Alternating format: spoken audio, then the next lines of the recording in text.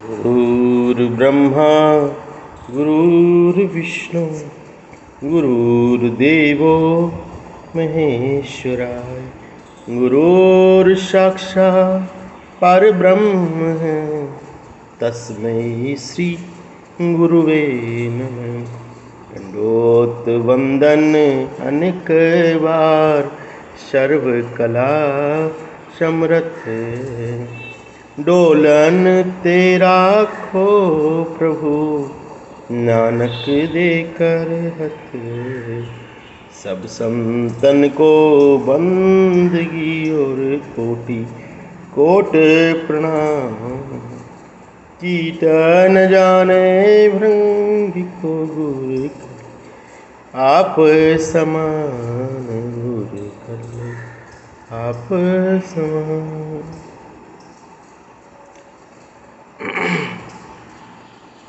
निर्वाह करने के लिए, अपने जीविका को चलाने के लिए जिस धन की आवश्यकता सभी को रहती है, पूछा किसी ने कि कैसे इस जो जीवन है इसमें दोनों काम हो सके, निर्वाह हो सके, पैसों का अरेंजमेंट हो सके, पर संतों का मार्ग भी न छूटे। यानी पैसे को बढ़ाने के लिए, पैसा ज़्यादा हो इसलिए क्या करना चाहिए। दो बातें समझ आती है। एक, जो भी धन आप कमाओ, यहाँ पर ये बात हम नहीं करेंगे तुम अच्छा कमाते हो बुरा कमाते हो, तुम हक हलाल या 2 नंबर का धन कमाते हो या सही रहते हो, क्योंकि ये सब आजकल सब कोई जानता है। किसी को इन बातों की ज़रूरत नहीं है। वो सब तुम्हें खुद ही खुद का पता है। ऐसा कोई नहीं है जिसका खुद को पता ना हो। धन बढ़ाने की बात है, कमाना तो सब जानते हैं, लेकिन बढ़ाने की बात है। प्रथम तो अपने धन को अपना समझो ही नहीं। पहला तो अपने धन को अपने मालिक का समझो, अपना समझो ही नहीं। तुम्हारे घर में तुम्हारी माँ है, पिता है, तुम्हारी पत्नी है, बच्चे हैं और जो भी घर के मेंबर हैं, भाई बहन हैं, सबको समझो कि आपको सेवा के लिए मिले हैं, कि केवल और केवल उस परमात्मा के भेजे हुए कोई उनके ही देवदूत हैं।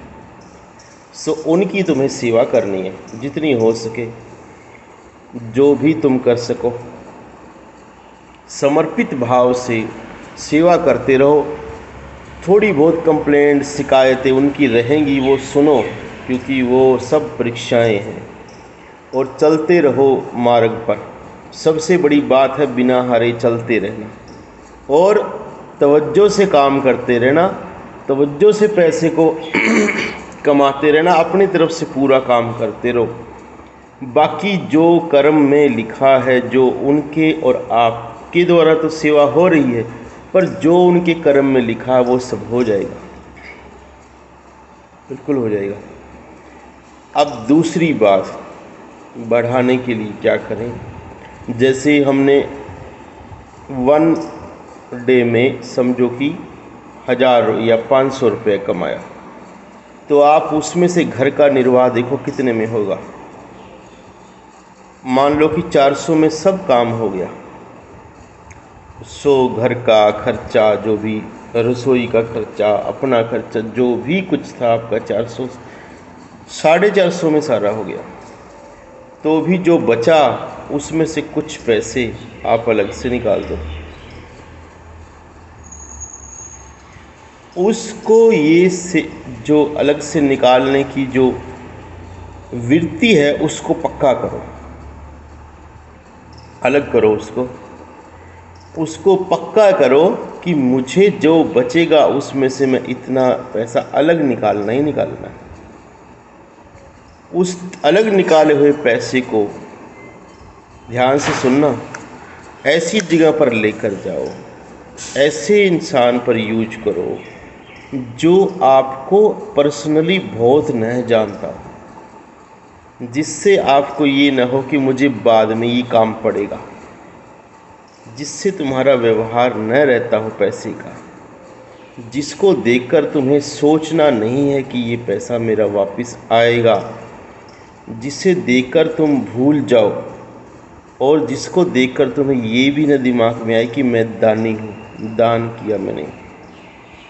ऐसे किसी जीव को, किसी ज़रूरतमंद को, या कहीं कहीं भी आप जा सको, किसी अनजान मंदिर में, आश्रम में, कहीं भी, कोई इसमें वो नहीं है, चुपचाप जहाँ वो यूज हो सके अच्छे चीज़ के लिए, अच्छे मार्ग के लिए, और जिसे ज़रूरत हो अगर आपने उसको दिया, क्या कहनी है, क्या बात है। जिसे कहते हैं कि उसी वक्त खजाने में जमा हो गया, ये वो बात है। आप किसी भरे पूरे को दोगे, क्या पता उसका असर कब पहुँचे, क्योंकि उसे ज़रूरत नहीं है। लेकिन आप ज़रूरतमंद को दोगे तो उसी वक्त उसने ग्रहण कर लिया, एक दिन 2 दिन में, और वो उसी वक्त आपके खजाने में जुड़ गया। जितना जल्दी क्यू में जुड़ेगा उतना जल्दी लाभ होगा, सीधी बात है। कर्म इज़ ए क्यू सिस्टम। तो इस बारे में तो फिर बात करेंगे कभी। तो ऐसी है ये जो मैंने बताया कि अलग से निकालो और उसको फिर इस तरह से लगाकर भूल जाओ किसी ज़रूरतमंद को, ये तुम करो। इससे धीरे धीरे आपकी जो एक धन रुक गया है, चलता नहीं है, वो धीरे धीरे स्टार्ट होगा। और इसमें सबसे पहला जो नियम है वो ज़्यादा ज़रूरी है, दूसरा बाद में। कभी सोचो कि बस मैं ये करता हूँ जी, और दूसरे दिन मुझसे पूछो कि हुआ नहीं। पहले अपने पूरे धन को, सब चीज़ों को, सब जो कुछ भी हमारे पास है, सबको उसको समर्पण करके रखो। सब साहिब का, मेरा नहीं, निश्चय किया विचार। बहुत बहुत धन्यवाद।